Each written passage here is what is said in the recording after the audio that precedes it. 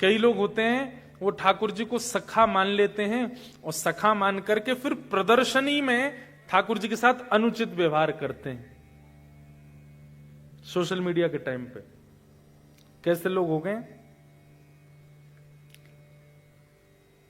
देखो देखो हमारे ठाकुर जी दूध पी रहे हैं, वीडियो ऑन करके उसको इंस्टाग्राम पे डाल दिया।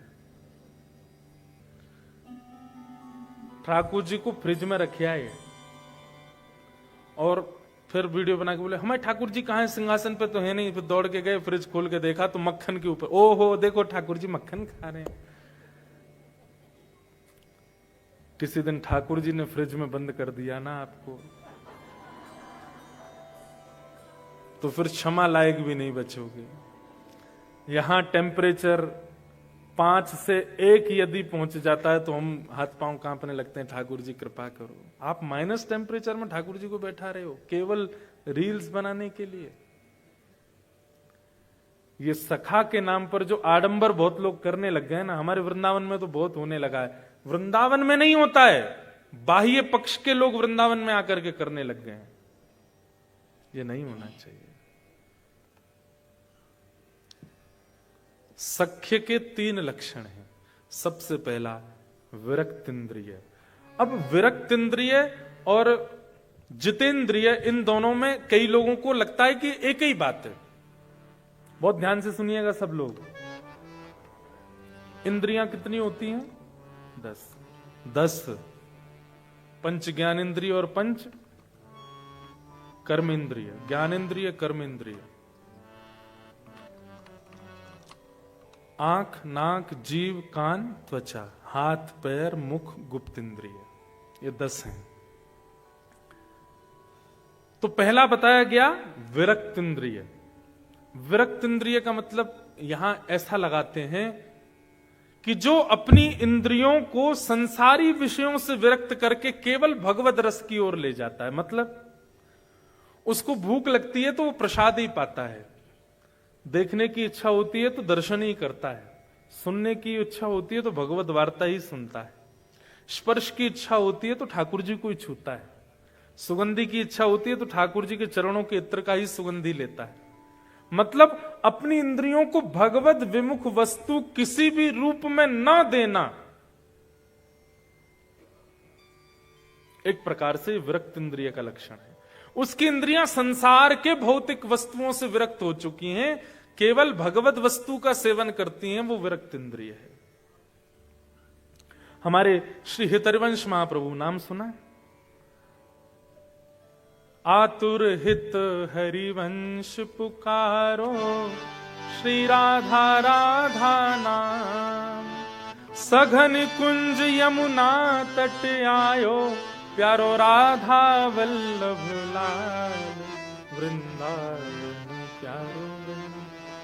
श्री राधा वल्लभ लाल जी को वृंदावन में जिन्होंने विराजमान किया, ऐसे श्री हितरवंश महाप्रभु, भगवान की वंशी के अवतार। हरिवंश महाप्रभु के चरित्र में एक बहुत सुंदर लीला आती है कि जब आप छोटे थे ना, तभी से आपका नियम था, प्यास लगती थी तो वही पानी पिएंगे जो ठाकुर जी को भोग लगा हो। ठाकुर जी की झारी जी का जल हो, ठाकुर जी का चरणामृत का जल हो, चाहे प्यासे मर जाएंगे लेकिन उसके अलावा कुछ नहीं पिएंगे।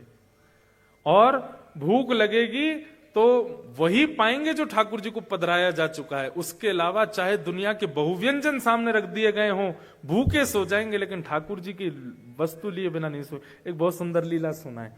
एक बार हरिवंश बालक थे, छोटे बालक है, जैसे बालक खेल रहे हैं ऐसे छोटे छोटे बालक थे। तब से उनका नियम था कि उनके पिताजी के जो सेवा के ठाकुर जी थे वो पूरे दिन उनको ही देखते रहते थे। पूर्व जन्म का उनको याद रहता था कि मैं निकुंज की एक सखी हूं, वंशी सखी, वंशी अली। तो अब बालक को तो कभी भी भूख लगाती है, तो हरिवंश महाप्रभु की माता जी को इतना भोग रखना पड़ता था ठाकुर जी के आगे कि बालक को कब भूख लगावे, और कुछ पाते ही नहीं थे ठाकुर जी के प्रसाद के अलावा। लेकिन एक दिन हरिवंश बालक को रात्रि, अर्धरात्रि में रोने लगे, सोते सोते। माता जी पिताजी के बीच में सो रहे थे, सोते सोते रोने लगे। माँ पिता उठ गए, क्या हुआ बालक, क्या हुआ क्या हुआ, क्यों रो रहे हो? भूख लगी है। उनके पिताजी व्यास मिश्र तुरंत अपनी पत्नी से बोले, देवी लाओ कुछ खिलाओ। बोले, अरे कुछ खिलाओ, जानते नहीं हो आप, ये बिना भोग लगाई कोई वस्तु पाता नहीं है। तो बोले, रात्रि का कोई, बोले वो सब रात में पा चुके हैं सब लोग, अब कुछ ऐसा है नहीं, सब अमनिया है। अमनिया, जिसका भोग ना लगा उसको अमनिया कहते हैं, सब अमनिया है, ठाकुर जी का भोग कुछ भी नहीं है अभी। लेकिन छोटा बालक रोए, अब उसके आगे कौन से वेद शास्त्र जिद चलती है। तो व्यास मिश्र जी बोले, सुनो अभी नींद में है, रो रहा है, इसको क्या पता, कुछ भी ले आओ, धर दो सामने। तो माता जी गई, कुछ ला करके हरिवंश बालक के आगे रख दिया। तो हरिवंश जी ऐसे लेकर के देखने लगे। तो माता पिता बोले, क्या देख रहे हो। बोले, इसका भोग तो लगा नहीं है। तो व्यास मिश्र जी बोले, तुमको कैसे पता कि भोग लगा कि नहीं। बोले, जब भोग लगता है तो मैं देख लेता हूं, ठाकुर जी की दतुइयां गड़ी होती हैं उस पर। मतलब सेवा व्यास जी करते हैं, उनको नहीं पता कि भोग में ठाकुर जी की दतुइयां गड़ी हैं। उनके बालक हरिवंश जी को पता है कि ठाकुर जी ने भोग लगाया कि नहीं। रोने लगे, रोते रोते। अब माता पिता चिंता में, रात में ठाकुर जी को थोड़ी उठाएंगे बालक के लिए, ठाकुर जी तो सो रहे हैं। लेकिन रुदन की आवाज हमारी किशोरी जी ने सुन ली। हमारी लाडली जी सेज सैया पर बेचैन हो गई। तो ठाकुर जी बोले, का भयो, सो काय कुनाए रही हो। अरे आपको आवाज नहीं आ रही, हरिवंश बालक रो रहा है। ठाकुर जी बोले, हाँ रो तो रो, काय को रो रहा है। बोले, यार इनको भूख लगी है, प्यास लगी है, और हमारे बिना भोग लिए कुछ पाते नहीं है। अब रात्रि में कुछ ऐसी सामग्री रखी नहीं, और आधी रात का समय, छोटा बालक, इसको कैसे मनाए। ठाकुर जी बोले, श्री जी रुको मैं कछु करूं। तो सेवा के ठाकुर जी प्रिया प्रियतम सचल हो गए, अंदर ही, मंदिर के अंदर ही छोटे छोटे स्वरूप सचल हो गए। और ठाकुर जी बिस्तर से उतर के गए, कहीं से जल लेकर के आए, आसपास जल रहता है ठाकुर जी का, जारी जी में जल लेकर के आए। और श्री जी से बोले, किशोरी जी अपने पांव लटकाओ नीचे। तो जैसे सिंहासन से किशोरी जी ऐसे बैठ के पांव लटका रही हैं, इतने ही छोटे छोटे ठाकुर जी। और ठाकुर जी झारी जी के जल से किशोरी जी के चरण धो रहे हैं। हरिवंश बालक को पीने के लिए जल अमनिया कर रहे, जल को भोग बना रहे हैं ठाकुर जी कि वो वहां की प्यास बुझे। और फिर किशोरी जी से तो कहेंगे नहीं मेरे चरण धो, स्वयं बैठ के अपने चरण भी धो रहे हैं। दोनों के चरणों का जो चरणोदल था वो इकट्ठा कर लिया। और फिर बंटा भोग, रात्रि में ठाकुर जी के पास में कुछ भोग रखा जाता है, उसको लेकर के आए। और किशोरी जी तो बोले, लो पाओ, पूरा मत पइयो ने छोड़ दियो बालक को। किशोरी जी ने मुख लगा रही हैं, ठाकुर जी ने मुख लगा रहे हैं। मुख लगा करके सन्मुख पधरा दियो, और सन्मुख पधरा करके और कछु सामग्री भीतर से गेर दई। और तुरंत गेर के झटपट दोनों गए और रजाई ओढ़ के जैसे स्वरूप थे वैसे है कि सो गए। व्यास मिश्र जी को आवाज आई, बोले, अरे ठाकुर जी के कक्ष से आवाज आ रही है। गए, जैसे धीमे से गए तो सामग्री जो गिर गई थी नीचे, कुछ खिलौने होंगे ठाकुर जी के, वो उठा के ऐसे पर्दा हटा के ऊपर धरन लगे। तो वहीं क्या देखा, बिना ठाकुर जी के उठाए ठाकुर जी के चरणों का चंदन मिश्रित जल एक पात्र में रखा है। और ठाकुर जी के मुंह से टूटे भय लड्डू, जो रात में साबुत लड्डू रखे थे, वो लड्डू फूटे भय एक पात्र में रखे हैं। देख करके व्यास मिश्र जी समझ गए। क्या समझ गए, बोले ठाकुर जी को चिंता हो गई, बालक रो रहा है, तो अपने आप ही उठ के अपने पैरन को आचमन और भोग लगा के धर दियो है। लेकिन व्यास मिश्र जी बोले, पूर्णता तो तब पता चले जब हरिवंश बालक देख ले भोग, उसको ही पता चलता है कि भोग लगा कि नहीं। लेकर के गए, लो बालक पाओ। तो हरिवंश जी ने जैसे ही देखा, हाँ ठाकुर जी का भोग लगाया, तुरंत पा गए। ठाकुर जी का चरणोदल ले लिया। ऐसी स्थिति, इसको कहते हैं विरक्त इंद्रिय। जैसे आपकी जीव कैसी है इस वक्त, उसको छोले भटूरे का स्वाद पता है, और वो उसी के स्वाद को याद करके आपको बेचैन करती है। छोले भटूरे चाहिए, छोले भटूरे चाहिए। आपकी जीव को स्वाद पता है पानी पूरी का, तो पानी पूरी का नाम लेते कई होंगे तो मुंह में पानी आ भी गया होगा। आहा, खट्टा खट्टा पानी जब जीभ में जाएगा कितना सुख मिलेगा, आनंद आ जाएगा। लेकिन सख्य भाव जिसके अंदर होगा, ठाकुर जी के प्रति सख्य भाव जो रखता होगा, उसको बाह्य व्यंजनों का रस नहीं पता होगा। उसको पता होगा कि हमारे वृंदावन के श्री राधारमण लाल जी की कुलिया की प्रसादी, उसका नाम लेते ही मुंह में पानी आ जाए। श्री वृंदावन बिहारी लाल जी के सुबह की, अब आपने तो पाई नहीं होगी, सुबह सुबह बिहारी जी को पराठा भोग लगता है, हमारे बिहारी जी को इतना स्वादिष्ट पराठा। आहा, श्री राधा वल्लभ लाल जी की खिचड़ी, क्या कहने, मेरे तो मुंह में पानी आ गया। अभी थे मन कर रो कल की फ्लाइट थी, वृंदावन जाऊं, पा लूं। मतलब आपके टेस्ट बर्ड्स, आपकी दर्शन की स्थिति देख, अभी नेत्रों को क्या चाहिए? सुंदरता, उसका रूप, वहां के लोगों का रूप, या वहां का व्यू, या वहां का सीन, ऐसे देखने की इच्छा होती है। लेकिन नेत्र इतने सुंदर कंट्री में रहने के बाद भी व्याकुल किसके लिए है? वृंदावन की कुंज गली देखनी है, उनको देखने के लिए। ये विरक्त इंद्रिय का लक्षण है। ये ठाकुर जी सखा मानेंगे तो ऐसी ही इंद्रियां होती चली जाएंगी। आप भगवत संबंधी वस्तु के अलावा किसी में आपको सुख मिलेगा ही नहीं। ब्याह में जाओगे, लड़का लड़की एक दूसरे को माला पहनाते, सब लोग आहा क्या राम सीता की सी जोड़ी, आपके मन में आएगा खाक राम सीता की सी जोड़ी। अभी आपने हमारे वृंदावन प्रिया प्रियतम, बसो मोरे नैननु में यह जोड़ी, बसो मोरे नैननु में यह जोड़ी। नव दुल्हे ब्रजराज सांवरो, नव दुल्हे ब्रजराज सांवरो, दुल्हन राधा गोरी, दुल्हन राधा गोरी, बसो मोरे नैननु में यह जो, बसो मोरे नैननु में। हित हरिवंश करीन्यो छावर, हित हरिवंश करीन्यो छावर, चिरजियो यह जोरी, चिरजियो यह जोड़ी, बसो मोरे नैननु में यह जोड़ी, बसो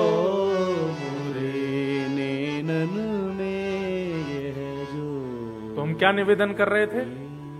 सखा के 3 लक्षण होंगे। पहला विरक्त इंद्रिय, उसकी इंद्रियां केवल कृष्ण रस चाहती हैं। दूसरा प्रशांत, भगवान का सखा कम बोलने वाला हो, ज्यादा बोलने वाला नहीं, मतलब बाह्य चर्चा ज्यादा ना करे, कम बोले, थोड़ा मौन रहे, शांत रहे। ठाकुर जी को शांत व्यक्ति बहुत प्रिय है। ठाकुर जी को बोलने वाले प्रिय क्यों नहीं है? ठाकुर जी खुद ही बोलता रहेगा, मेरी सुने कोई ना, मुंह को तो सुनवे वारो चाहिए, जो खुद शांत रहे, मेरी सुने। हमारे ठाकुर जी बोलते क्यों नहीं है? हम बोलवे को अवसर ही नहीं दे रहे उन्हें, हम ही बोलते रहते हैं। तो प्रशांत आत्मा। और तीसरा जितेंद्रिय, अपनी इंद्रियों को जिसने वश कर रखा है, जीत रखा है, उसकी इंद्रियां अपनी इच्छा प्रकट नहीं करती, वो जो चाहता है इंद्रियां वही करें, ऐसी स्थिति जिसकी। ये 3 लक्षण जिसमें आ जाएं वो सख्य। सखा ठाकुर जी का बनना है तो 2 ही उपाय हैं, या तो ये 3 लक्षण अपनाओ, या फिर गुरु के प्रति दास्य भाव रखो। गुरु कृपा करके ठाकुर जी को सखा बना देंगे। और नवदा भक्ति का अंतिम भाव है आत्मनिवेदनम। आत्मनिवेदन मतलब हमारे ब्रज में एक पद गाते हैं, ठाकुर जी के शयन में हम रोज गाते हैं, रसिक प्रीतम हित चित की बातें, रसिक प्रीतम हित चित की बातें, श्री गिरधारी जी सो कहिए, श्री गिरधारी जी सो कहिए, तलहटी गोवर्धन की रही, आत्मनिवेदनम का मतलब क्या है? जैसे आप लोगों ने अनुभव किया होगा, जैसे किसी दिन मन भारी हो जाता है, आप क्या करते हो? आप बहुत बेचैन हो। अब आपको पूरी दुनिया में एक ही व्यक्ति दिखता है जिससे आप बात करके मन को हल्का कर सकते हो। अब आप उसको फोन लगाते हो, उससे बात करते हो, अपनी पूरी बताओगे, आज मेरे साथ स्कूल में ऐसा हुआ, कॉलेज में ऐसा हुआ, या जहां भी जैसा हुआ, फिर मन शांत करो। पर आपकी स्थिति क्या हो जाए, आप अपने कॉलेज से, स्कूल से, जॉब से दौड़े सीधे घर के लिए और तुरंत अपने ठाकुर जी के सन्मुख बैठ करके एकांत में और ठाकुर जी से अपनी सारी चर्चाएं। हमारे श्री रामसुखदास जी महाराज कहते थे, ठाकुर जी से चर्चा करना, इसी को आत्मनिवेदन कहते हैं। अगर नवदा भक्ति आपके चित्त में, अष्ट भक्ति नहीं आई है और आप ठाकुर जी से चर्चा करोगे तो आपके मन में पाषाण भावना ही रहेगी ठाकुर जी के प्रति। लेकिन अष्ट भक्ति अगर आपके चित्त में प्रकट हो चुकी है, उसके बाद जब आप नवम भक्ति प्रकट करोगे, ठाकुर जी से अपने हृदय की चर्चा करोगे, नाथ कुछ नहीं करना, केवल यहां से प्रारंभ करना। कैसे? ठाकुर जी हम जा रहे हैं, सुबह ही बता दो कहां जा रहे हैं, जॉब पे जा रहे हैं, आज ऐसे ऐसे क्लाइंट्स आने वाले हैं। एक बात बताएं, घपला भी करने वाले हो ना, वो भी बता के जाओ। सही बता रहे हम। एग्जाम में चीटिंग भी करने वाले हो ना, तो वो भी बता के जाओ। ठाकुर जी पीछे वाला मेरे जो रोल नंबर होगा ना उसको ज्यादा आता है, मैं उससे पूछूंगा थोड़ा, वो एक दो क्वेश्चन पूछूंगा, तीसरा नहीं, ज्यादा नहीं, हाँ सब बता जाओ ठाकुर जी। जो आप माता पिता को भी नहीं बता के गए हो वो बता जाओ। आपके जॉब से रिलेटेड हो, आपके कर्म से रिलेटेड हो, आपकी पढ़ाई से रिलेटेड हो, आपके संबंधों से रिलेटेड हो, आपके दिनचर्या से रिलेटेड। आत्मनिवेदनम। आत्मनिवेदन के दो भाव हैं। पहला भाव तो ठाकुर जी से चर्चा, पूरे दिन की बातें बता जाओ, आज क्या क्या करने वाले हो, और रात्रि में आकर के फिर पूरे दिन का फिर बताओ, आज क्या क्या किया, वहां गए थे, ऐसा हुआ, यहाँ पे हमको लॉस हो गया, उसने मेरे को ऐसा बोला, ऐसा हुआ, नाथ अब ये ऐसा ऐसा करके मैं आ गया, बाहर मैंने क्या खाया क्या पिया ये भी बता दो। हमारे श्री रामसुखदास जी महाराज सामान्य व्यक्ति नहीं थे। भारत की संत परंपरा के धरोहर यदि कहें तो कोई अतिशयोक्ति नहीं। वे कहते हैं कि अपने घर से जाते समय और घर को लौट के आते समय अपने ठाकुर जी से वार्ता जरूर किया करो, और एकांत में, किसी को पता ना चले।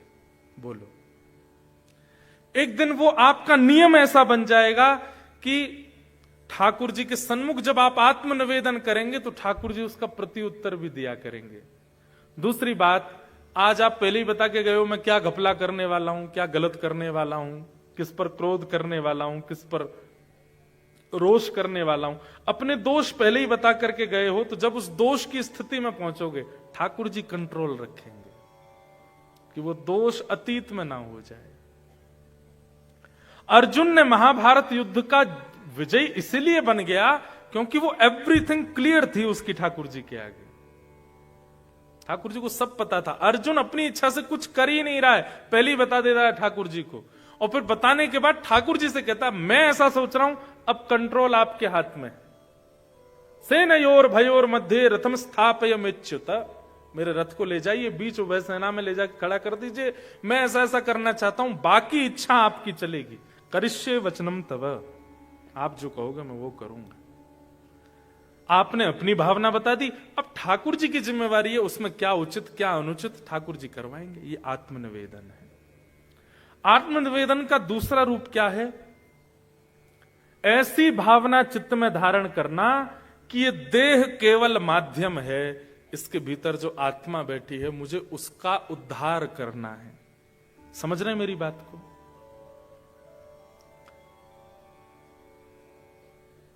आप विदेश में रहते हैं, लोग लंदन में रहते हैं, अमेरिका में रहते हैं, ऑस्ट्रेलिया में रहते हैं, लोगों से मिलते हैं। हर किसी का उस देश में बसने का भाव नहीं होता, हर किसी का। कुछ कुछ लोगों का नहीं होता है। कुछ लोग किस लिए गए विदेश में कि हम महाराज जी बस इसलिए आए हैं, ये करना है, ये हो जाएगा, हम वापस अपने देश चले जाएंगे। ठीक वैसे ही आप आत्मा हैं और आप इस देह में आई हैं। इस देह को ही पोषण करके, इस देह का ही दास बनके या इस देह की ही इच्छाएं पूर्ति करते हुए नहीं रहना है। इस देह का माध्यम लेकर के श्री राधारमण की प्राप्ति करनी है, वो उद्देश्य है हमारा।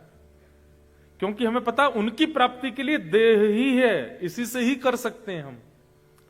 हाथों से करताल बजा के, पैरों से प्रदक्षिणा करके, नेत्रों से देख करके, कानों से सुन करके, मुख से गा करके, हृदय से सद्भावना रख के, बुद्धि से सत्क्रिया करके हमको केवल इस आत्मा को परम तत्व में विलीन करना है। इसको कहते हैं आत्मनिवेदनम। अपनी आत्मा का ठाकुर जी के प्रति, अभी तक आपने लड्डू निवेदित किया, भोग निवेदित किया, 56 भोग निवेदित किया, फूल माला निवेदित की, पर अब आत्मा निवेदित है, मैं आपका हूं। बस इसको आत्मनिवेदन कहते हैं। तो आत्मनिवेदन के 2 स्वरूप हैं। एक स्वरूप तो चर्चा, वो भक्ति का स्वरूप है, और आत्मनिवेदन का दूसरा स्वरूप कल्याण का स्वरूप है। ठाकुर जी के सन्मुख ये भाव रखना कि नाथ, देह तो माध्यम है, वास्तव में इस देह के माध्यम से प्राप्ति आपकी करनी है आत्मा को। मैं तो इसका केवल सहारा ले रहा हूं, खा करके, देख करके, सुन करके, चल करके, फिर करके, बस। ये प्रवचन में तो अच्छी लगती हैं बातें, पर क्रिया में कोई नहीं करता। क्रिया में मत कीजिए, वहां आप जो कर रहे हैं वही कीजिए, जो खाना खाइए जैसे, पर मन में ये बात रहनी चाहिए आपके कि देह से मैं खा जरूर रहा हूं, देह से मैं भोग जरूर रहा हूं, देह से मैं करता, पर ये मेरा उद्देश्य है नहीं। उद्देश्य भगवत प्राप्ति, इसी को आत्मनिवेदन कहते हैं। ये आत्मनिवेदन के 2 स्वरूप, श्रवणम कीर्तनम विष्णु, स्मरणम पाद सेवनम, अर्चनम वंदनम दास्यम, सख्य आत्मनिवेदनम। बोलो वृंदावन बिहारी लाल की जय। नवदा भक्ति पर दिस वॉज द शॉर्टेस्ट प्रवचन। ये सबसे कम था। 9 दिन भी बोला जाए तो भी नवदा भक्ति पर कम होगा। अच्छा, एक नवदा भक्ति का एक स्वरूप और है, पता है? नवदा भक्ति के सतयुग, त्रेता, द्वापर में कौन कौन आचार्य हुए जिन्होंने इन भक्तियों से भगवान को प्राप्त किया, फिर उन पर प्रवचन होता, वो और अद्भुत होता। श्रवण भक्ति के आचार्य कौन है, कीर्तन भक्ति के आचार्य कौन है, पाद सेवन भक्ति के आचार्य कौन है, फिर उन आचार्यों पर चर्चा चलती। तो वो तो बहुत बृहद प्रसंग है, पर एक शॉर्टेस्ट प्रवचन नायरोबी में आज नवदा भक्ति पर पूर्ण हुआ। बोलो वृंदावन बिहारी लाल की जय। तो आप लोगों के हृदय में विराजमान ठाकुर जी से मेरी एक हम्बल रिक्वेस्ट है, ये नवदा भक्ति के भाव, इनको केवल प्रवचन समझ करके मत जाइएगा, थोड़ा सा चिंतन कीजिएगा। और जैसा कि मैंने पहले दिन कथा में कहा था कि भारत में रहकर के भजने वाले को ठाकुर जी देखते होंगे, पर इतनी दूर रहकर के, विपरीत अवस्था में रहकर के ठाकुर जी को भजने वाले को ठाकुर जी निश्चित देख के प्रसन्न होते होंगे। आप लोगों को ये अपॉर्चुनिटी मिली है कि आप वियोगात्मक भक्ति कर सकते हो, क्योंकि आपके लिए जगन्नाथपुरी, द्वारिका, वृंदावन सब बहुत दूर है। कैसे आऊं रे नंद लाला तेरी गोकुल नगरी,